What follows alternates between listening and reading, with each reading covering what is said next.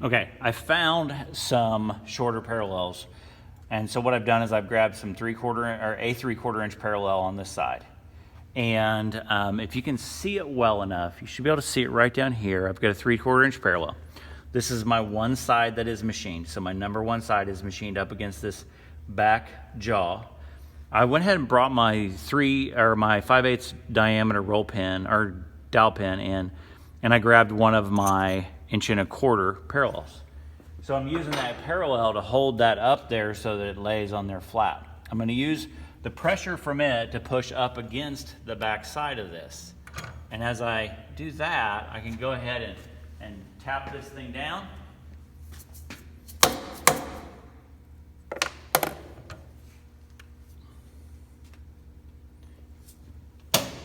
Now I know that this is square up against the back side of it. I've got more than half of it sticking on that back parallel. And so now I'm ready to machine side 2. So I lower my table down.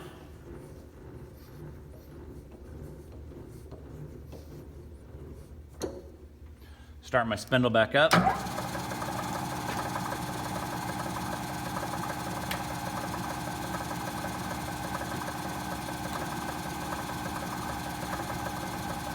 Now I want my table to be tight or snug in one axis, but in the other axis I need to be able to travel across in the x-axis. So I'm going to bring my table up just till I barely touch.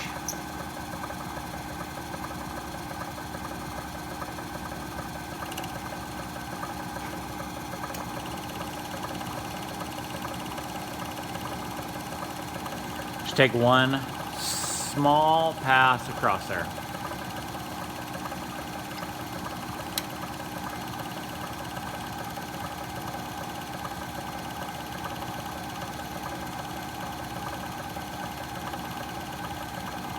So this will now have the back side and then a perpendicular side to it. So that'll be side 1 and side 2 will be taken care of from this point.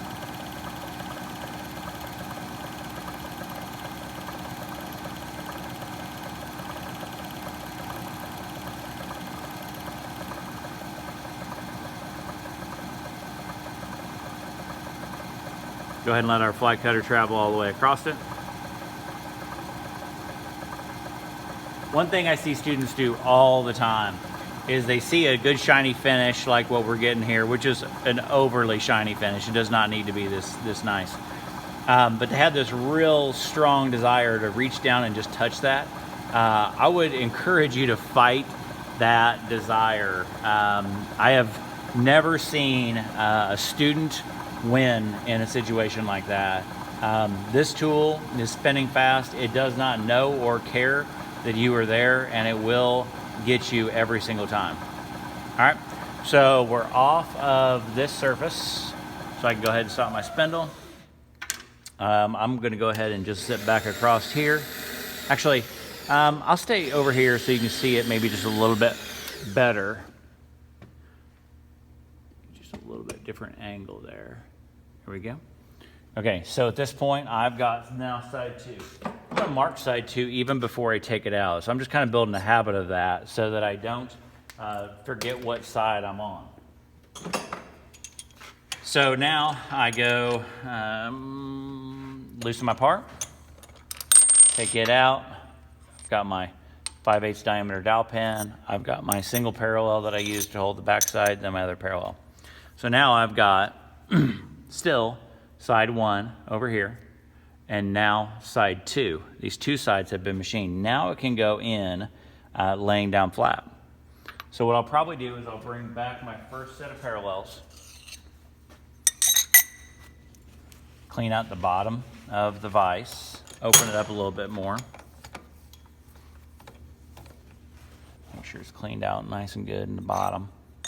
Lay these two back in there.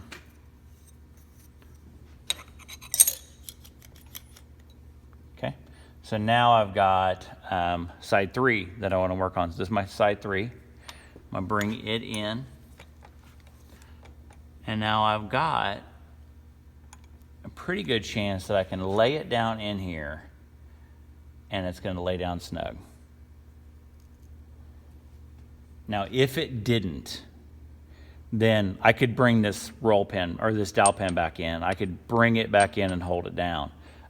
In my case, I've got a good square setup. I'm gonna tap it down in just a second. Move this over a little bit. I've already got about the same amount of pressure on both of these. I'll push it down here in a second, and then we should be able to do side 3 without any kind of dowel pin.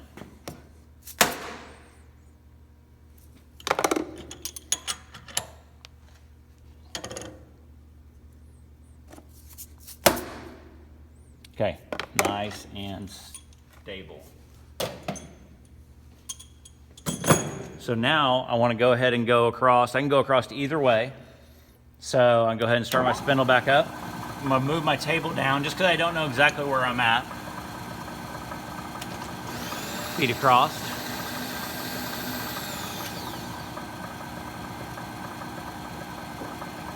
I'm going to bring my table up. Notice I've got my quill tight, and I'm not moving the quill down, but I'm only moving the table up. I want to do that because I want to keep this setup as rigid as possible. So I just want to sneak up on this thing. There we go.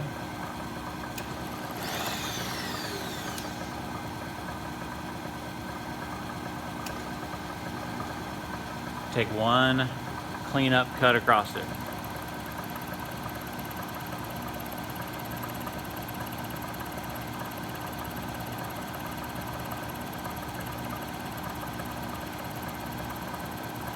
So on this part, I'm not actually bringing something to size. I'm just taking some material off of it. But if you were working to a part, you would want to make sure that everything was going to come out good. So you want to be taking some measurements as you go across this. If you'll notice, this has some areas that's not cleaning up. And so that just helps us to know and understand that just because these parts come from the factory as squares and rectangles doesn't necessarily mean that they are square in the same sense that we would call it. The shape is square or rectangle, but it is not a squared piece of material. So I'm gonna go back across it, take just a little bit more off of it.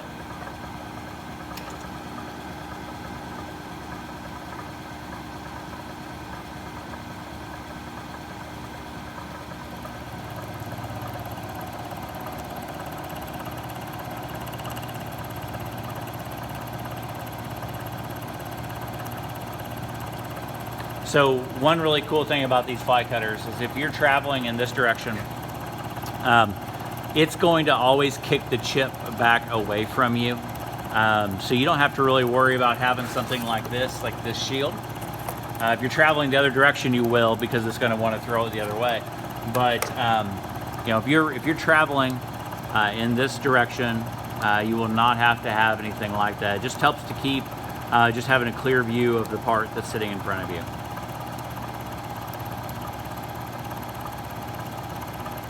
So after side 3 is done, life gets much easier because you've got 3 sides square and you can put it in the vise, whether on parallels or not, depending on the size of the part and how much you need to take off or where you're at. You can set it down in there, and you've got the bottom that's square, you've got the back side, and now the front side. So you've got 1, 2, and 3 totally square to the world. And doing side 4 should be really your simplest side other than side 1.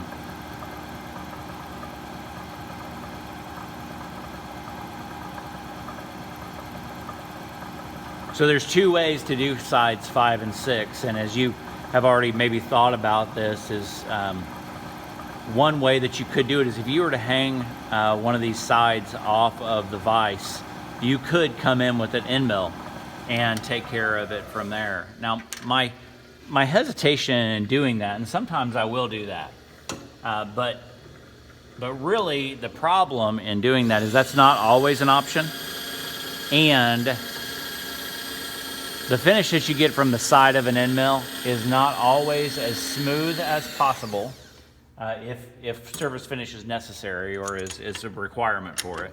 It's not always flat either. So you want to really be careful with those things. All right, so I'm going to take and I'm going to file this up.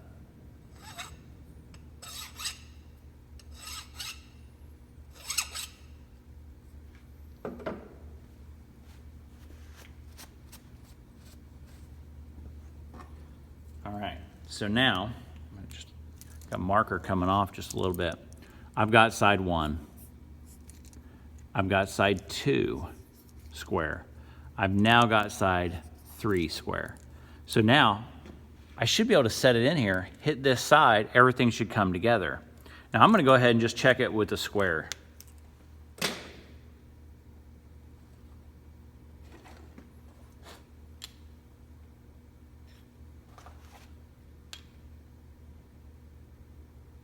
That looks beautiful. I know you're not going to be able to see it in the same way that I can, but as I look at that, I can see no light from that. And that's not just because my eyes are bad. It's because as I've followed this process through and I made sure that everything was right as I went along, everything just really started to come together. So I'm going to take these parallels, I'm going to set them to the side, get them out of the way. I'm going to grab a second 3/4 parallel. I used the 1 3/4 inch parallel before. I'm gonna go ahead and use my second one now. I'm gonna put my part back in there using the 3/4 inch parallels. And really in this scenario, I could probably, with the height of my part, I could easily set it in there so that I don't have any parallels in it at all. And so today, I think that's just personal preference. Lots of times I would not use the parallels at all.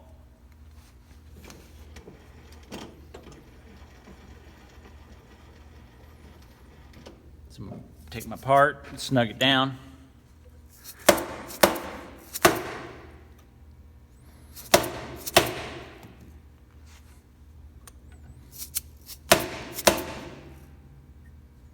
Got just a little bit of problem with this bottom parallel. I'm going to pull it out.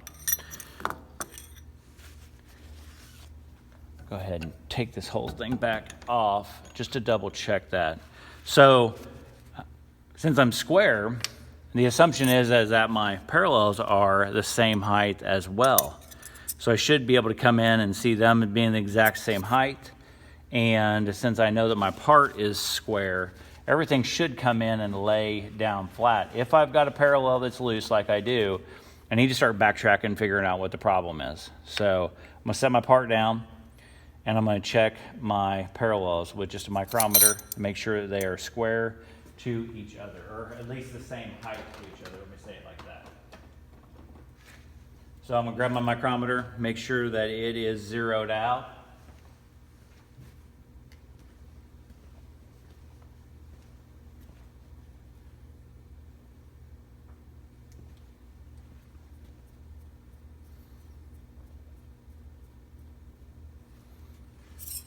Grab one parallel.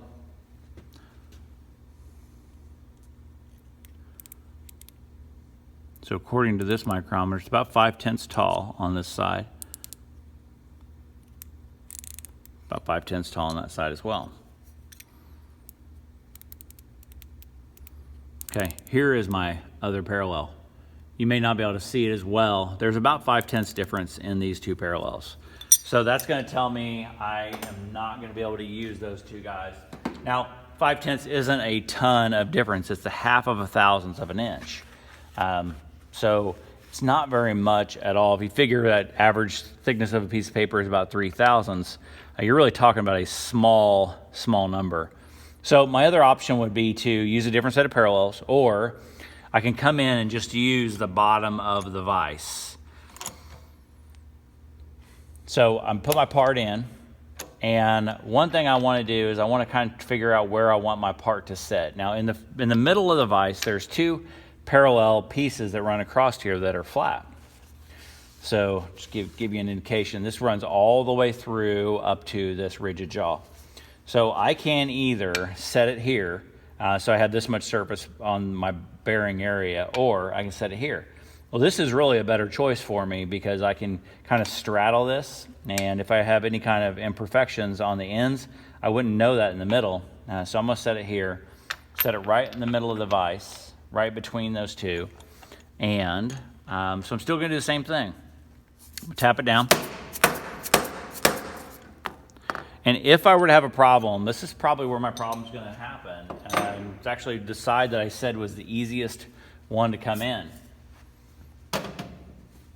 So normally, this side goes pretty smooth, but the difference in the height of a parallel can be a huge stopper for you.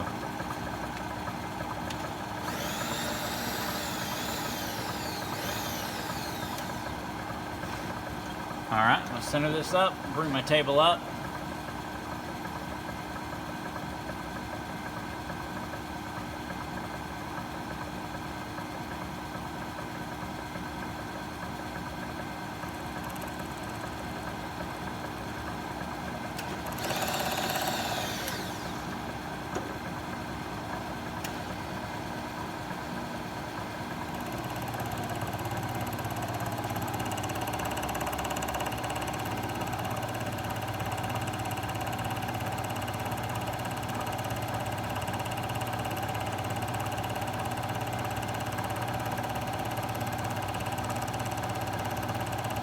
Now after I finish this fourth side, I will run my square back across it, double check all four sides to make sure that they are square.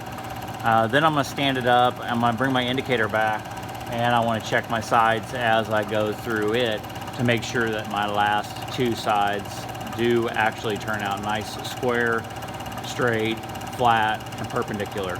After that, we can take it to granite table and make sure that it is truly square.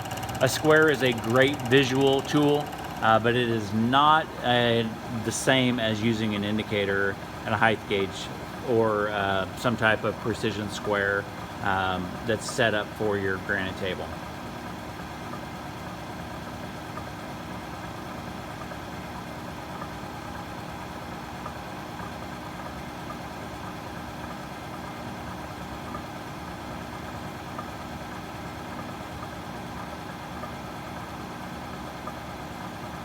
So I let this travel all the way across it just because on that tail side, even though my head's square, it has some variation in it.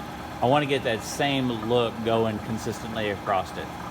If I stop it halfway through, which would be fine, it would still probably it would probably still be fairly flat, but it's not really the look that I'm going for. We used to have a saying in our shop, if you can't make it right, make it pretty. And so maybe that's what I'm doing today, just trying to make it pretty.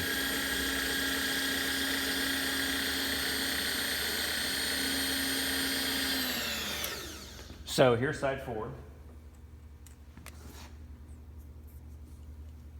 I want to mark it even before I take it out. That way I don't have to worry about losing my place where I'm at. I'm going to take it, I'm going to deburr it.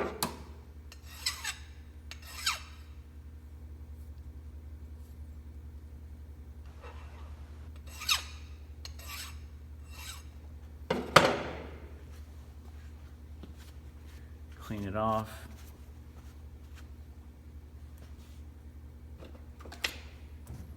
Now let's see what this side looks like to the square. All right, so here I'm on side 4, checking it. Squareness to 1 and 3. Lays down nice and square. So just my problem was really in my parallel. So I've got all 4 sides nice and square now. I can put this in now like this. I can't, if I were to put it down like this and to start milling, you can see right away that this is not setting in there square. And so I want to make sure that this thing is really good, nice, and square, because up till this point, the part looks pretty good. I mean, for a part that doesn't do anything, essentially just a widget, it's a pretty darn good looking widget. So what I'm going to do is to kind of get myself lined up here is I'm going to go ahead and bring my square in. I'm going to make sure that I can straddle both of these, or straddle this huge gap in there. I'm going to use that. I'm going to hold it off of the bottom just a little bit. My square is just barely big enough to straddle that. So I'm going to hold it off the bottom just a little bit. And I'm going to tighten it up. Now, that's not enough to make sure that I am square. So gonna snug it, move my table down.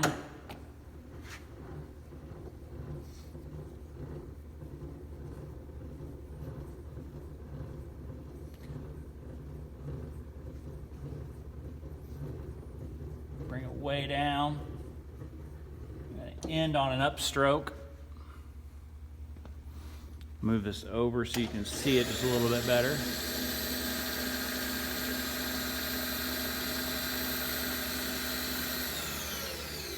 Okay. I'm gonna grab my indicator back. Put my indicator on.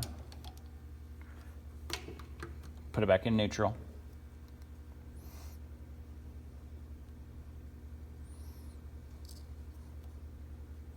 And now I want my indicator to be able to move up and down this face.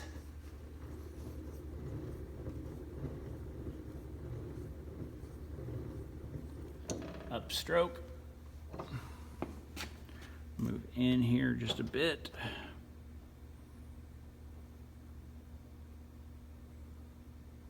So maybe I'll go back over to 0 or close. Now, I'll grab my quill handle, put it in. I will unlock my quill. See how much I can go down that surface. So I want to be able to travel all the way down that surface. So I'm going to go ahead and move the table down just a little bit more so I can get full travel down it.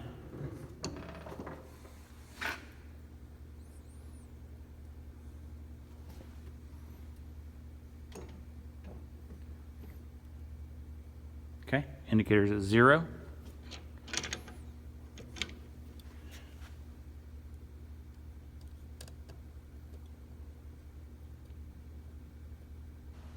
I have less than 1,000ths of movement, but it's really more movement than I want. So what I want to do is I want to tap this thing just a smidge. Straighten back up. I'll grab a small hammer. This is actually one of our interchangeable head hammers that our high schoolers made. They did a great job on these. They made these as a project. So I have this hammer, tool steel in on this side, plastic on this side, so just a Delrin.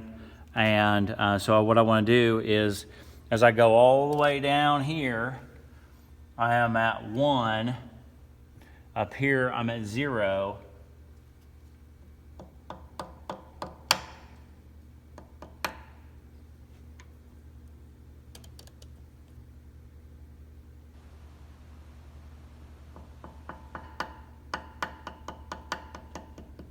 Just delicate taps.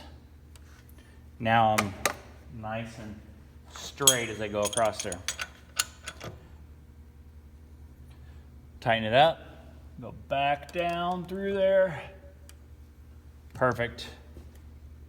Set my hammer out of the way, take my indicator off. Now at this point, would it matter if my vise was turned this way or this way? It wouldn't, because I'm just surfacing across this area. I need to make sure that this surface is square. And so I already know this surface is square. So all I had to do was make sure that it was sitting so that it wasn't going to be rotated this way. So this side is square and secure. This side is square and secure.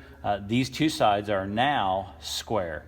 So now I'm going to lock my quill back down, take my handle out of the way, and I can bring my table back up.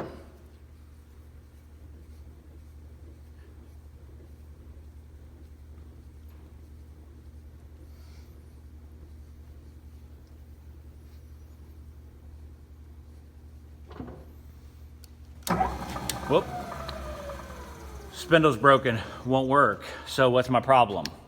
So if you run into this happens all the time, where you get done doing a setup or get done checking something, and you notice that it was not put back in gear. So what I don't want to do is I don't want to, as it's spinning, kick it back into gear. So I want to stop, and I want it to go ahead and move it back into the gear that I want it to be. So now I can go ahead and move it on up the rest of the way.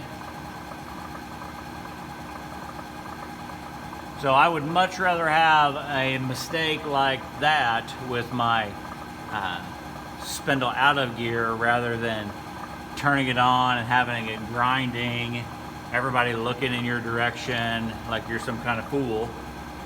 Remember, if you ever have that happen, if you will just not look up, don't acknowledge it, you'll always be better for that. If anything, look around like, who is the idiot who is doing that? All right, so I'm gonna come up a couple thousandths, feed across this, take my vice handle off.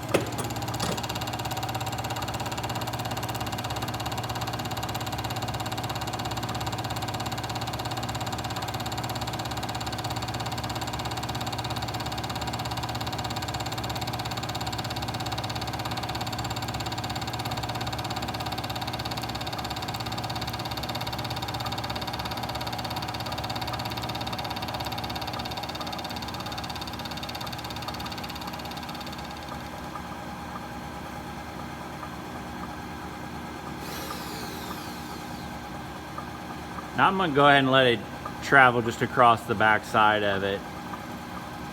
But at this point, I could have easily taken it out. I could have just went ahead and stopped the spindle, moved my table down, got it out of the way.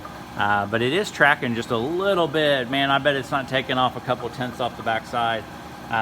Just because my head's out just a little bit. I mean, it was within probably 5/10, but there is just a little bit of trail that happens on that back side. So I'm gonna go ahead and let that go across there.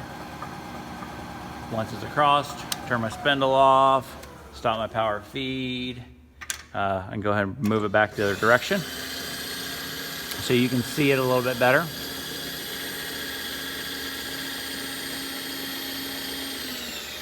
So this is my 5 side.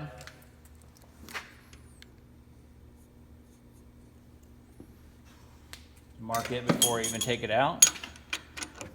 Now, I'll go ahead and take it out. You notice it fell down just a little bit because I was not on the bottom of the vise. I just left it off the bottom of the vise so that as I needed to move it, I could move it without having to try to fight against the bottom of the vise. So now as I go to my 6th side, everything around this thing should be nice, square, straight, and perpendicular. And I really should be able to just set it down in the bottom of the vise and go. So I'll go ahead and check it with my square, just to give myself a visual. Okay. I like to check it first before I show it to you in case it's not right. Okay, so that's my 5 side. My 5 side looks nice. Now, my vise is pretty well set up for my 6th side. 6th side becomes what will be my easiest side. Of course, I said that about side 4. It was supposed to be pretty easy as well, but it turned out to be one of my more difficult sides. I noticed that I got a small burr going across this thing.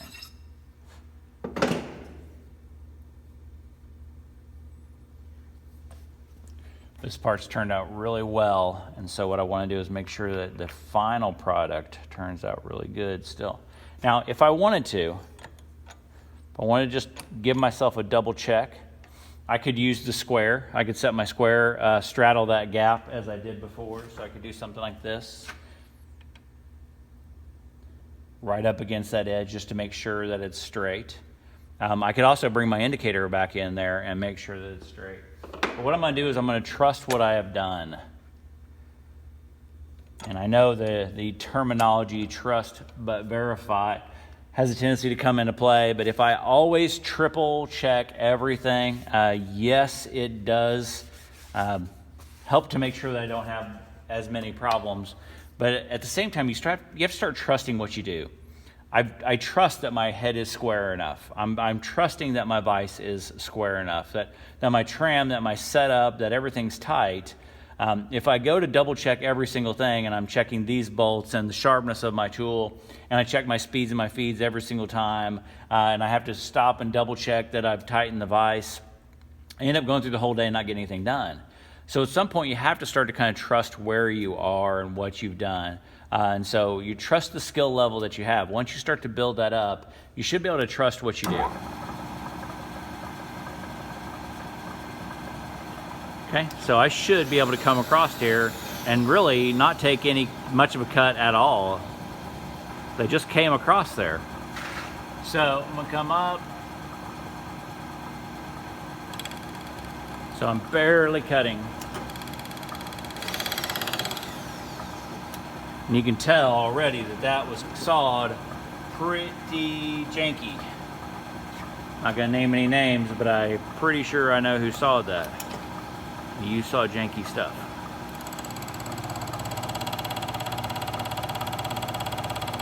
Okay, so this is my 6th side. This is my last side. After this, we'll take it over to the granite surface plate.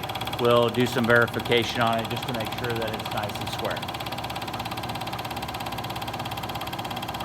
And so again, after it goes to the middle, I'll let it travel all the way across it.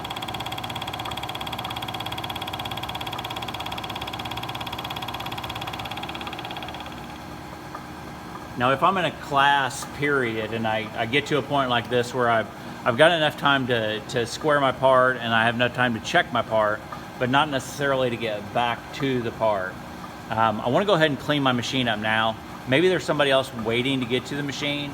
Probably not, because of the size of our classes. But something could happen where I need to jet out of here. You might just have won the lottery, whatever might happen. And you might need to go, but you need to go after your machine is cleaned up. So before you leave this thing, you need to go ahead and make sure that these operations are cleaned up, ready to go. So always be mindful of the time factor that's happening as well with you. All right, so that takes care of squaring this part up. Break, take this part out. It's my number 6 side. Shouldn't need to check it or label it because it's the last side.